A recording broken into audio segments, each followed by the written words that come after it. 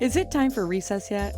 I'm so glad you found time to join us here on the Childcare Director's Chair, where Erica Saccoccio shares her best practices that she's refined through her passion of directing childcare centers over the last 23 years. From parenting interaction, systems to save you time, money, and stress, to profitability. She shares it all from the Childcare Director's Chair.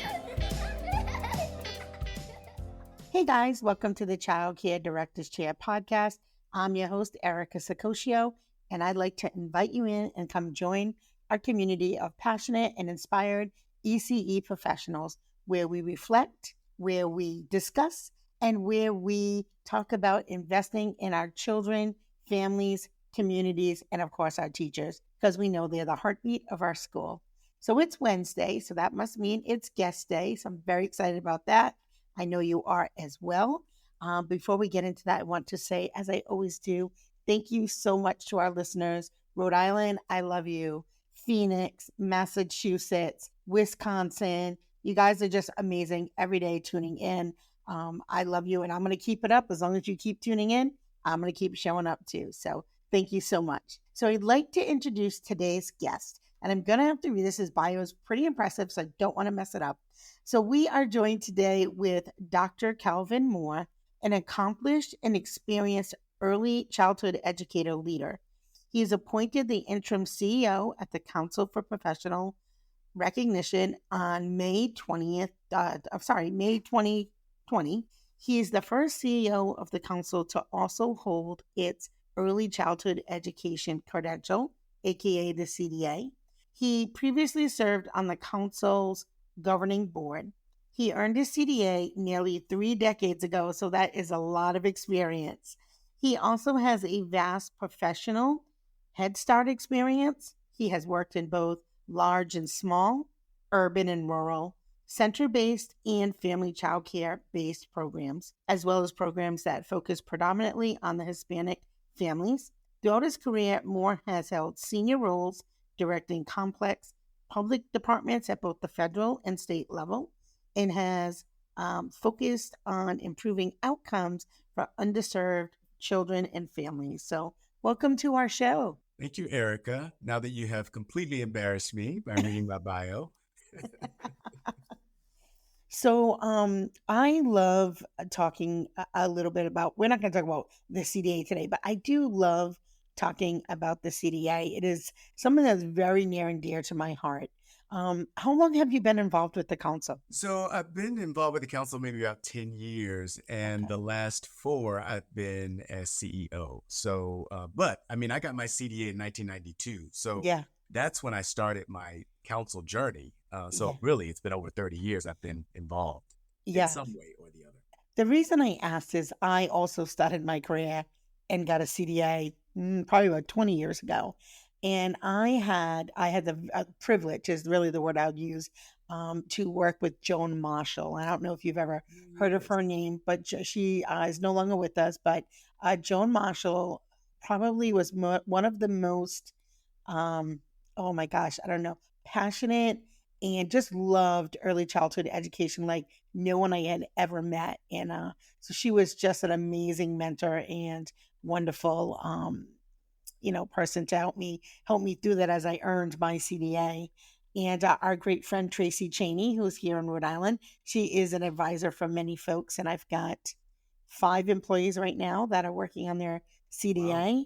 And my daughter, thank you. And my daughter just renewed hers, and she's just a baby. She's like 25 years old, and she's on her second renewal. But it's something that we really value at our school. And I think it's a great way to lead into our conversation about how you grow your team, because I love my team.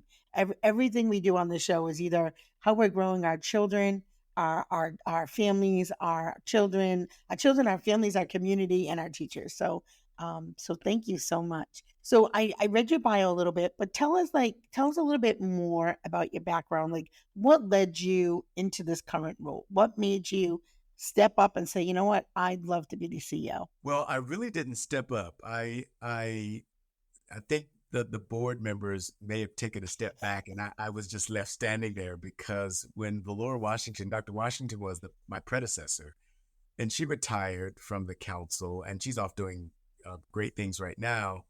But it was right in the middle of the pandemic.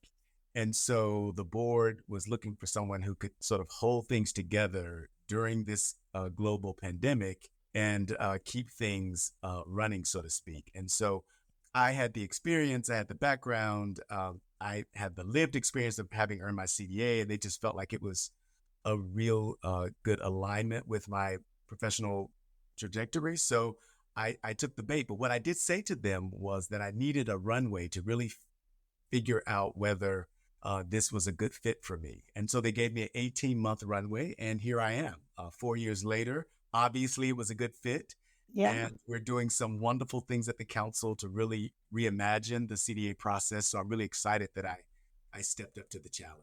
Yeah, so you've now taken flight off the runway. Yes, I'm in full flight right now. You are full flight. I love it. And I love to, we've talked on a few episodes about male educators in the field. And I love that that you're a male, because when I talk with so many because I'm old now, younger folks coming in and applying and letting them know, like, this could be a really viable career for you too. And sometimes I think it's not something they consider at the early childhood level. I think you're right, Erica, because I think you're right. Because of the way society feels about early childhood, it doesn't occur to them that it could be a career path for them. And I think I've taken on that mantle. I really want to showcase men in the field whenever I can and let young men know that it is a viable option for them. And I want to start in high school. That's why the high school CDA program is so vibrant. As long as I'm at the council, we will be investing in the high school CDA, because if we can capture them early, I think we have a good chance of keeping, even if we keep 10% of them, right? And the rest of them become really good fathers. That's a win. Yes. Yes, sir. Yes, sir. So my daughter's fiance, Shay, works in our preschool program. And I believe in all that, because I'm like, someday you're going to be the father of my grandkids. That's and right. He's so good with the kids. They love him. And it's nice when you have diverse staff. It brings such a richness to your program. So what are some key tools or resources that early childhood leaders should provide their teachers to help them grow professionally? So I think opportunities is the best way I could frame that. I mean, when I was coming into the field, I'd been in the military for 4 years looking for something to do. The Head Start director gave me an opportunity. She took a chance on me. And I think childcare directors in particular are really in a good place to take chances on people that may not naturally fit in the program. I think I was one of those folks because I was a Black male. I had this military background.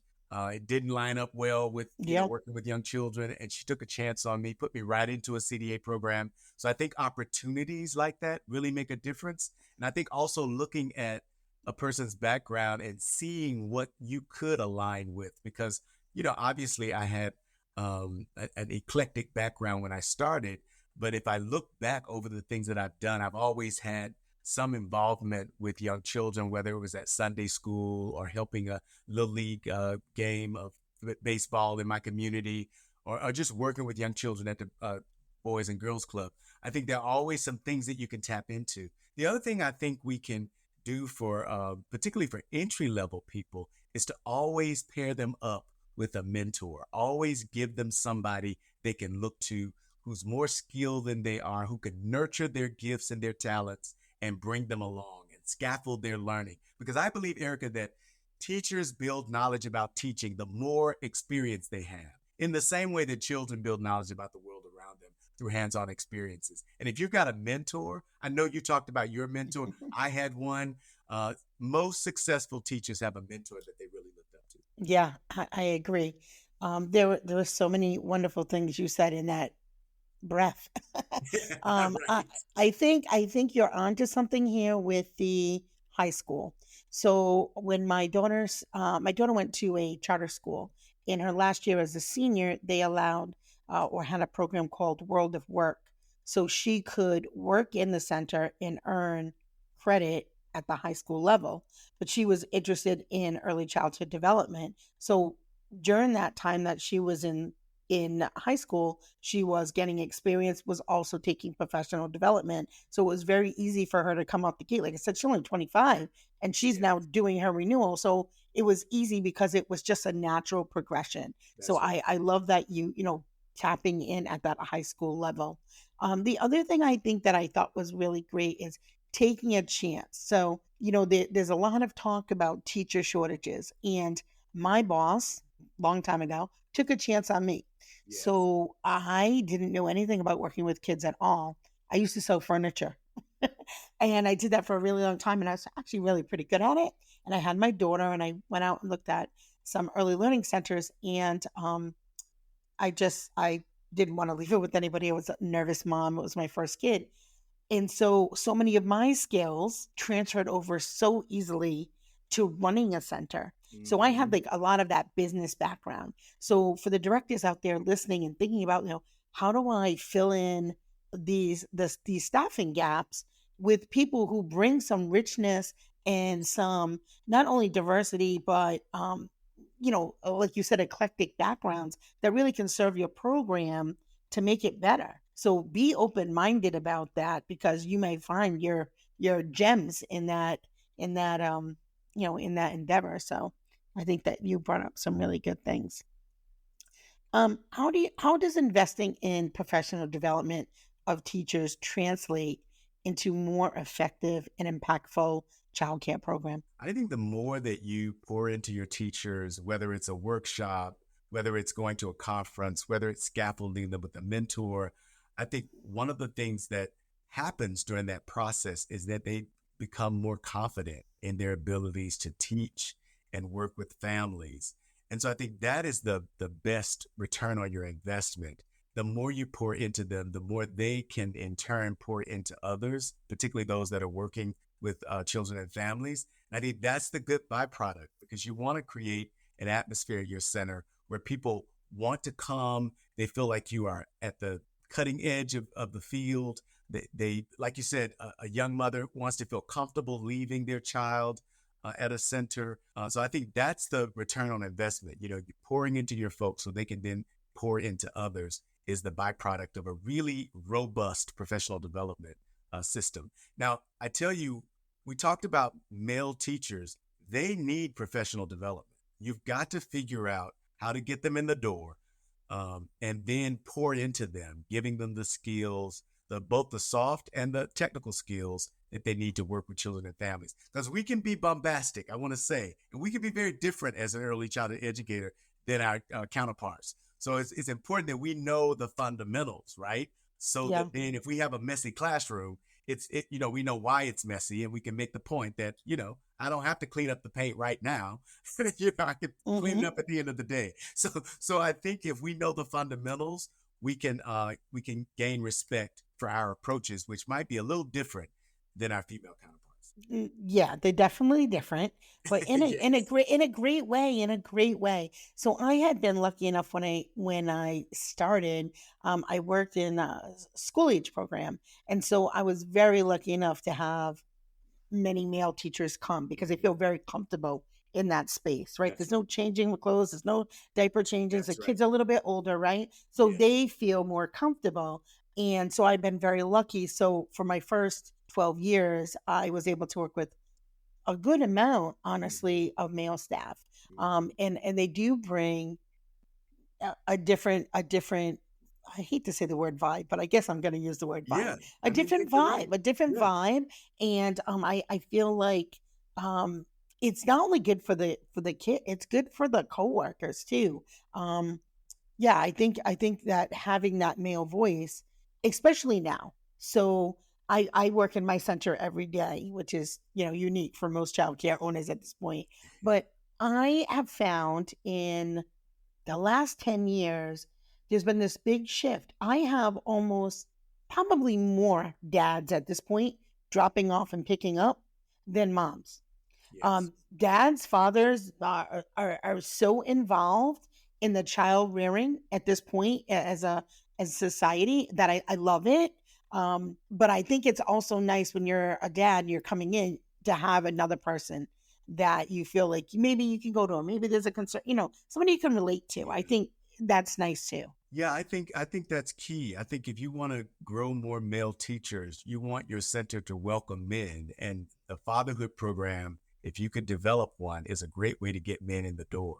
I mean, if you can get them engaged in classrooms and make the place welcoming to men and have a male footprint in your classroom or in your center, that's one way, because I believe men begot men. If they feel it's a place they can be, they'll bring other men into the space. hmm Can you share, because we both know, but I'd love you to share with the audience, can you share some examples of a positive impact that male educators have had, maybe in a program that you've been in, or just other programs that you've seen? Can you give some examples for folks? Well, I think, one of the biggest impacts is where, behavior management is concerned. I think men bring sort of a different voice or tone into classrooms and centers. And I think most teachers that I've talked with, counterparts, my female hmm colleagues, they recognize that the tone of voice is different, that the way we command the space is different. And I think that diversity is really helpful. I don't want to say it's good cop, bad cop, because I think Yeah. it depends on the personality of the individual. But I think that is a unique difference. The way that we sort of live in the space is just different, and it impacts children differently. I think they respect it, they understand it, and I think they want that male figure around them, particularly if they don't have it through their dad or uncle or another important male figure in their life. The other thing I think is that research has said to us about male teachers is that they do impact the children in the long term, right? They have grit, they persist longer, they are academically proficient longer if they have a male teacher early in their path as students. And the last thing I would say is that there is some research that says socially the children develop social skills in a different way. The way they communicate, the way they resolve problems, the way they approach problems is a little different when they have engagement with a male figure, whether it's a father, a dad, an uncle, or a male teacher earlier in their lives. Yeah. So we both know that sometimes there is some hesitation or some challenges. I've How do dealt you with it myself. Yeah, me too. As an owner, Yeah. I would have families that might come in and say, "Are there any men that work here?" Or, did that guy get a check? Well, yeah, everybody in the whole building got a check, the same check, right? So, Right. what are some ways that you think that that can be addressed, or to make everybody feel more comfortable? Well, I think you do have to talk about it. I think you have to really, if you're really serious about it, I would suggest that you talk with staff, that you talk with parents, you talk with families, make it a program wide, universal um, approach that you believe in, so that you all can grow and learn together. Because I think when I became a male teacher in a Head Start program in Birmingham, Alabama, it was really an intentional effort. The center director was intentional about recruiting and hmm retaining male teachers. We had a male teacher in every classroom. The bus driver was male. There was a Yep. male staff member in the kitchen. A family service worker was male. So they really had reached critical mass. It was really a 50-50 endeavor. Nice. 50% male, 50% women. And I think that you know, critical mass made a big difference in how parents felt about it, because what we learned is that parents, that first year that they experienced a male teacher was difficult, but that second and third year, they hmm were requesting to be in the classroom where there was a male teacher. So hmm you could kind of win them over, because all of them were skeptical in the beginning.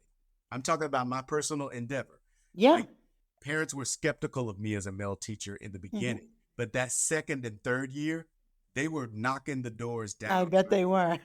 Yeah. I bet they were. We had a gentleman that worked for us for a very long time, Mr. Will, and it was the same thing. Those parents loved him. Um, so, you know, I'd love to talk a little bit about how childcare leaders can create an inclusive and supportive environment that encourages everyone to thrive at their center. So let's talk about that. How can we make everyone feel included and make sure that our teachers are thriving? Because, the last few years have certainly been pretty tough on everyone. A lot of burnout, a lot of stress, a lot of work overload. So tell me, what are your experiences and your ideas and thoughts on how we can really help our teachers thrive? I think leaders have to be really creative and establish a wellness program, because I think what I know, being an educator myself, is that, we're last on the list. We're taking care of everybody, and we're often last on that list. And I think having a vibrant wellness program where you're setting up opportunities for them to take care of themselves, where they can earn a day off or getting off early or coming in late.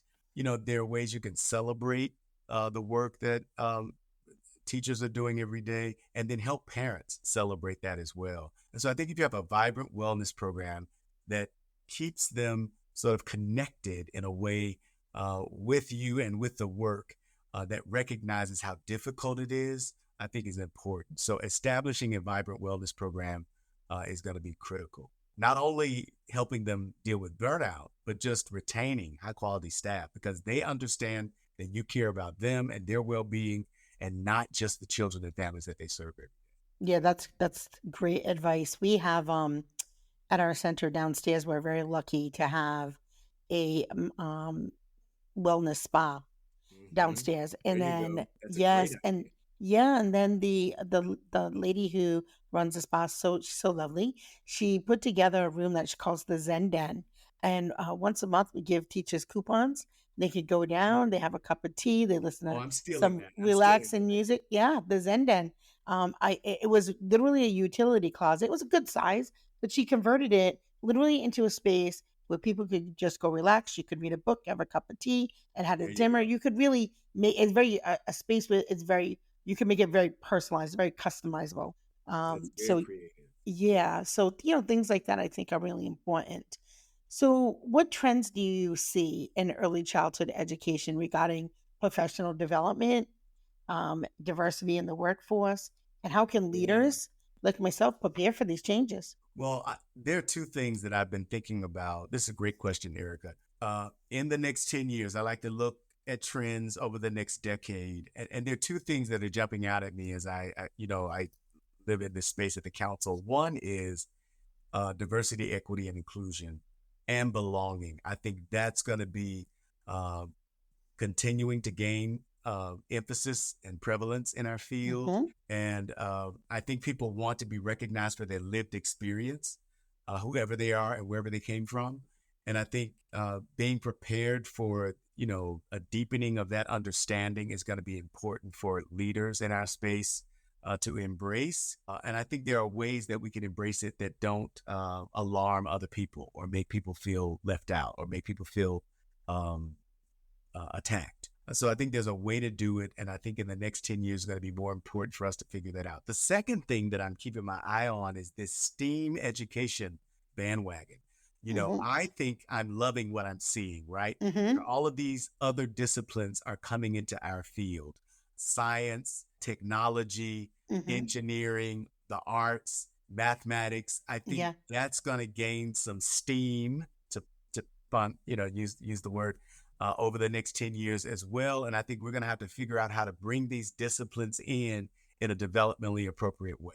Yeah, I mean, technology is definitely here to Yes. stay. And even when you just think about how that is married into the arts, like you think about, to me, immediately I think of an iPhone, although I have a Samsung, Yes. but you think of Yeah. an iPhone and it's very intentional, the design, the way it looks, the way it feels, like all those elements were pulled into this piece of technology. It wasn't like back in the day when the phone was like, Right. was like the size of a book, right? Exactly. They're very intentional about it. And so this is a great way for those future engineers to kind of get That's their right. hands on it, right? To get their hands on it.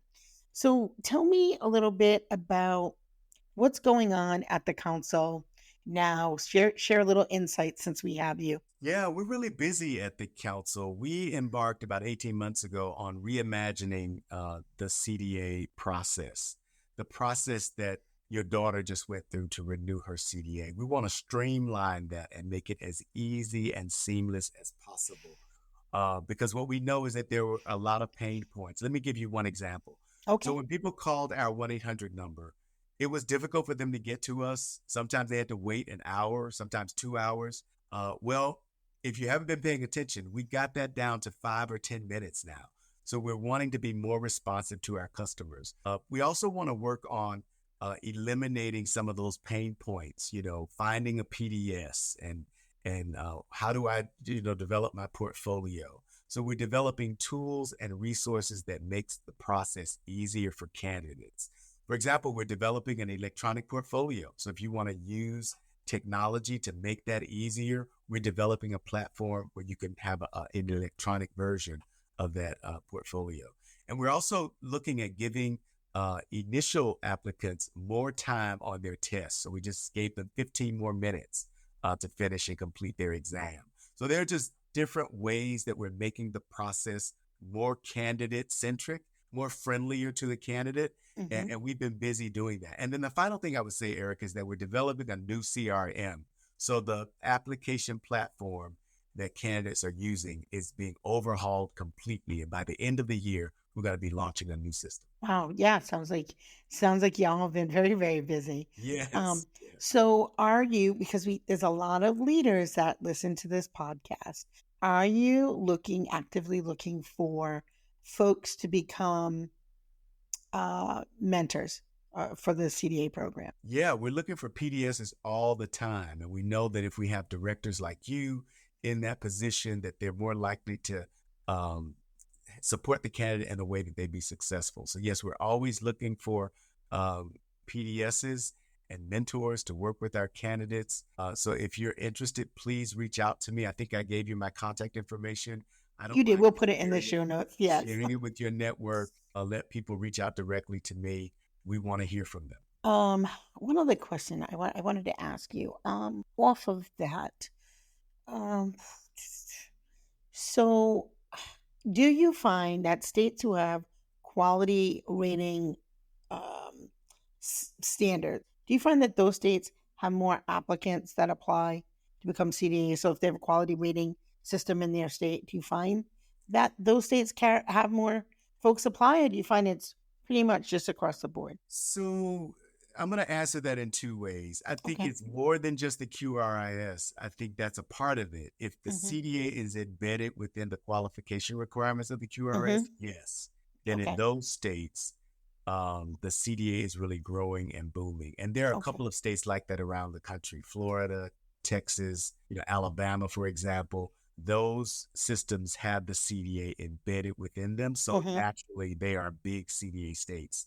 But the other thing that I think is important besides QRS is scholarships and professional development funding and training that supports early educators as well. So we know that those states that have those systems in Mhm. place, the CDA is thriving. Maryland is a good example of that because they just put out a grant a few years ago where they said, here's $1 million. We're going to put it out here. Everybody who wants a CDA can get one. Mhm. And when states do things like that, we see an uptick in professional development. Yeah. Not just the CDA, but the AA and the bachelor's degree as well.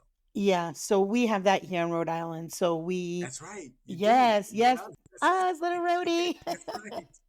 Yeah. So I do have a few teachers that have already earned their CDA through that program, and Yeah. then we have the Teach program, and it also is Teach. embedded. Yeah, it's That's also right. embedded in our quality rating system. So yeah, that's what made me Rhode ask that Island, I question. think Delaware. Rhode Island and Delaware, both you guys may have a similar system. Yeah, yeah. So we're doing good things in this little state over here. That's right. Is there anything that I haven't asked you that you would love to leave with the audience before we sign out today? Well, the only thing I would like to leave with the audience is, many times directors are not recognized and are not, held up as the champions that they should. And I'm hoping that you have a lot of directors listening. I just wanted to say to them that at the council, we know that you're doing some excellent work, and we are thinking about ways that we can better support directors. And I just want you to know that we're thinking about a council alumni network group for directors in particular.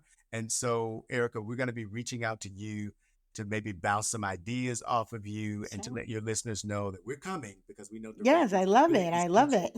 if we can have a director that's really tied into and supports the CDA, those candidates would be successful. So we're thinking about ways that we can 100%. better Yes. support and reach out to directors. Well, yeah. And I think if you have a director who's had a CDA or Yes. loves that journey or recognizes that journey in their own professional growth, those are the folks who are going to be like, yeah, whether it's on your part of your QRS or not, you know the weight that it carries, Yes. the Yeah. weight that it carries. So That's thank right. you so much. You have been a lovely guest. And for those of you out there listening, thank you so much. Two things I want to leave. One, we are raffling off a $100 gift card to Lakeshore Learning. Just hit the text notes there and tell us what episode you liked on our podcast and why. And you could be one a lucky winner. And secondly, remember, it's the small details that make a big impact on the success of your childcare program. Thanks for tuning in. Bye. Well, all the cute little kiddos have been picked up and it's time to go home. And that'll do it for another episode of the Childcare Director's Chair. Please leave a review so Erica knows the information is helping you to manage and improve your childcare centers. Remember to subscribe to get the latest episode from Erica's Childcare Director's Chair.